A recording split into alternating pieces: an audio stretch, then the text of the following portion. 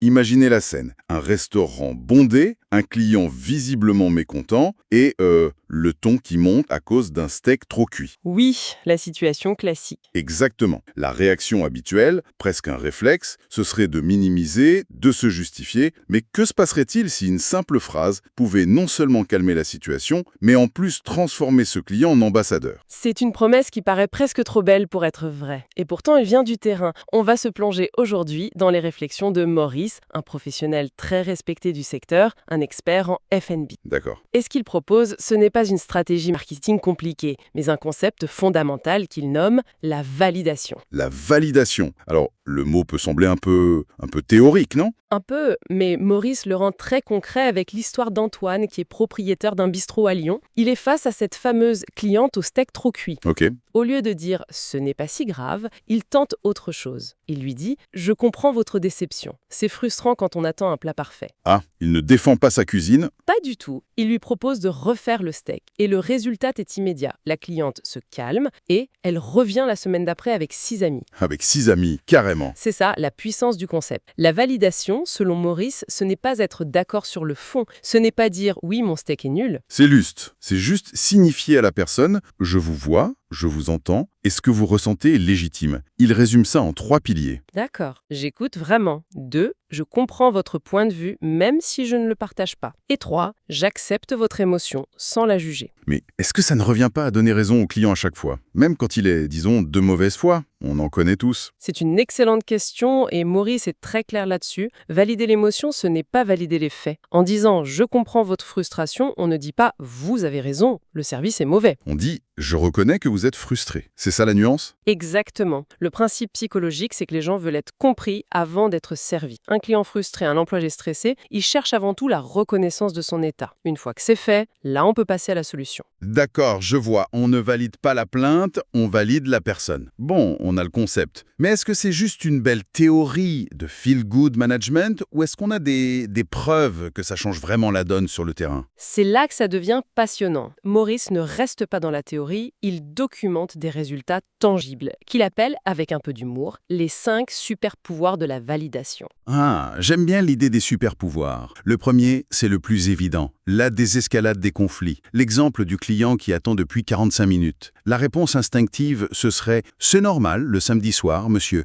Oui, la pire réponse possible. C'est une invalidation directe de son ressenti. On lui dit que son problème n'en est pas un. Précisément. La réponse validante, c'est tout autre chose. Je comprends. C'est long. Et vous avez faim. Je vérifie immédiatement où en est votre table. Et ok, on décompose. Je comprends. C'est long et seulement après, l'action. Voilà, le client se sent pris au sérieux. Sa colère n'a plus de raison de s'amplifier parce que son besoin premier, être entendu, a été satisfait. D'accord. Calmer un client en colère, ça semble logique, mais Maurice prétend que ça peut carrément augmenter les pourboires. Ça paraît presque trop beau pour être vrai. C'est parlant. C'est celui de Sophie, une serveuse à Bordeaux. Oui. Elle a commencé à valider l'expérience positive des clients. Par exemple, en voyant une assiette de dessert vide, elle disait « Je vois que vous avez aimé le dessert. Ça fait vraiment plaisir de vous voir vous régaler. » Mais il n'y a pas un risque que ça sonne un peu faux ou forcé? C'est tout l'enjeu. Ça ne doit pas être un compliment forcé, mais une observation sincère. Elle ne dit pas « Vous avez bon goût », elle dit « J'ai été attentive à votre plaisir ». Elle reconnaît sa satisfaction. Elle crée une connexion. Absolument. Et cette connexion,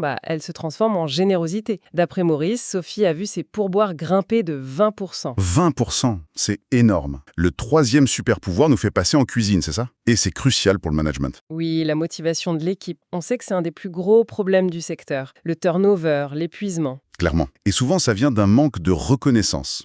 Maurice raconte l'histoire de Marc, un chef à Marseille. Son équipe était démotivée. Après un service très intense, au lieu de pointer les erreurs, il leur a dit « Je sais que le service était dingue ce soir. Vous avez assuré grave. » Et quelle a été la réaction? C'est ça qui est révélateur. Son second de cuisine lui a confié, et je cite, « Chef, c'est la première fois qu'un chef reconnaît qu'on bosse dur. » Waouh, ça en dit long. Ça en dit très long. En validant l'effort, Marc a redonné du sens au travail de son équipe. Il leur a montré qu'il voyait leur sueur, pas seulement les assiettes. Le quatrième pouvoir, c'est le Graal de tout restaurateur, la fidélisation. Et là, l'exemple du restaurant Le Jardin à Nantes est parfait. Ah oui, l'histoire de la maman. Voilà, une maman avec un bébé qui pleure, elle s'excuse, elle est stressée. La réaction typique serait d'ignorer, non? Oui, pour ne pas la gêner davantage. Mais le serveur fait mieux. Il s'approche et lui dit, avec un sourire, « Ne vous inquiétez pas, on a tous été DB. C'est simple, mais c'est brillant. Le coût de cette opération, comme le dit Maurice, 0 €. L'impact, un avis 5 étoiles et une cliente fidèle. La fidélisation se joue sur ces moments de connexion humaine. Et enfin, le 5e pouvoir, transformer les critiques en opportunités. Un point très concret pour la gestion des avis en ligne. Face à un commentaire négatif, leur réflexe est de se défendre. On avait beaucoup de monde ce soir-là. Une défense qui, encore une fois, invalide le ressenti du client. La réponse validante, elle, inverse la séquence. Elle commence par « Je comprends votre frustration, vous aviez raison d'attendre mieux de nous ». C'est désarmant comme phrase. Totalement. On reconnaît la légitimité de la déception avant toute chose. Et c'est seulement après qu'une explication peut être entendue. Ça ouvre la porte à une seconde chance. Ok, les avantages sont très clairs. La désescalade, les pourboires, la motivation, la fidélisation, c'est un tableau très convaincant. Mais comment on met ça en pratique? Surtout en plein coup de feu quand on n'a pas une seconde. C'est la question clé. Et la méthode de Maurice est conçue pour ça. C'est une séquence en 3 étapes, très simple. Étape 1, écouter, vraiment écouter. Oui, vraiment. Pas écouter en pensant déjà à sa réponse, mais écouter pour comprendre. Ça passe par le non-verbal, regarder la personne, hocher la tête, c'est la base. Ok, ensuite, Étape 2. Reformuler. Répéter ce que la personne a dit avec ses propres mots. Si je comprends bien, vous aviez bien précisé sans oignon et votre plat en contient. C'est bien ça? là, le client se sent entendu et ça fait baisser la tension. Exactement.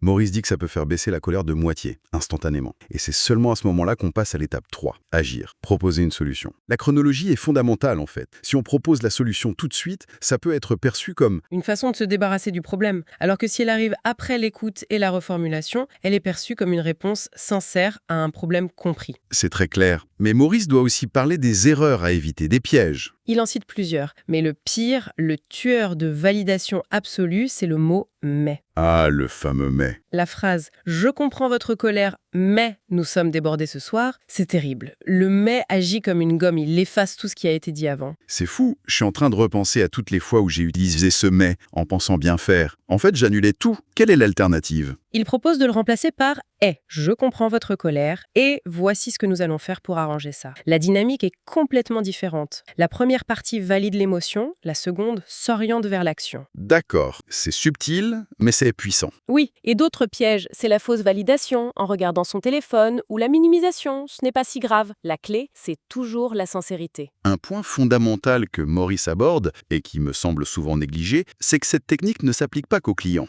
Il insiste beaucoup sur son application au sein de l'équipe. C'est peut-être là que c'est le plus puissant. C'est le secret des managers qui arrivent à garder leurs équipes. Un cuisinier dont l'effort est reconnu, il est plus performant. Un serveur qui se sont compris est plus épanoui. Et ça passe par des choses simples, j'imagine. Très simple. Par exemple, reconnaître l'effort, pas seulement le résultat. Au lieu d'un bon boulot générique, une phrase comme « J'ai vu que tu as géré seul toutes les tables du fond pendant le rush, c'était chaud et tu l'as fait ». C'est infiniment plus impactant. Ça montre qu'on a vu la difficulté. Et il y a aussi la validation des émotions négatives, non? C'est contre-intuitif pour beaucoup de managers, ça. Absolument. Si un employé se plaint de la chaleur, la réponse « Allez, on se plaint pas, c'est le métier » ferme la discussion. La réponse validante, c'est juste « Je sais, il fait une chaleur de dingue aujourd'hui ». Ça ne résout pas le problème de la température. Non, mais ça crée une connexion. Ça dit « Je reconnais ta difficulté ». De même, une question simple après le service comme « Comment tu te sens après ce coup de feu ?» ça montre que leur ressenti compte. Mais encore une fois, comment faire ça pendant le coup de feu, quand chaque seconde compte? Maurice est très pragmatique là-dessus. Il propose des micro-validations. Ça peut être un simple regard, un hochement de tête vers un collègue stressé pour dire « Je te vois, je suis avec toi ». Un mot lancé en plein service comme « Tiens bon ». Et le débrief après le service. Surtout,